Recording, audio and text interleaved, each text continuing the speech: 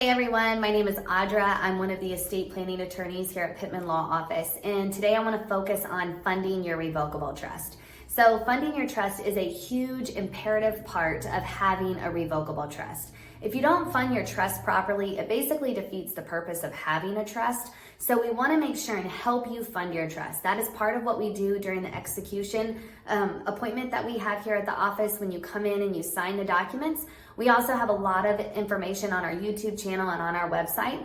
But for a quick reminder, we want certain assets connected to the trust. Not all assets, depending on who your beneficiaries are, but a general rule is we want some money in the trust. We want a checking account, a savings account, a brokerage account. We want some money in the trust to ensure that after you pass away, the trustee of your trust has a pot of money there to use for the expenses.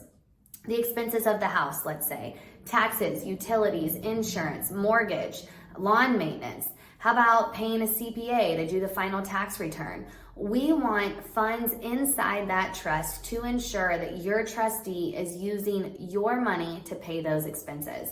Now, I have a lot of clients that say, well, I already have my kids as beneficiaries, so I don't need to put the trust as an owner or beneficiary on the account.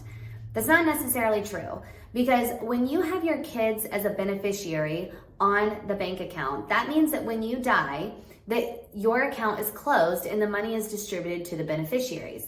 The money is not dictated to pay for the bills or the expenses. It automatically goes to the beneficiaries. And if the beneficiaries don't get along, who's paying the bills and who's getting reimbursed? So we want to make sure that there's money in the trust to prevent that from happening. It's easy to put money into the trust. It all depends on who your bank that you're dealing with. They all have different processes and policies, but a way that you can easily put an account inside the trust is to retitle or rename the account as the owner of the account. If you can't do that because it's too hard or you have automatic withdrawals or payments, I would recommend naming the trust as the beneficiary on the account, but make sure that you have at least one account owned by the trust. Another reason we do that is when your trustees sell your house after you pass away, the new buyer is going to write the check in the name of your revocable trust. We have to have a bank account in the name of the revocable trust so your trustee can then deposit the account.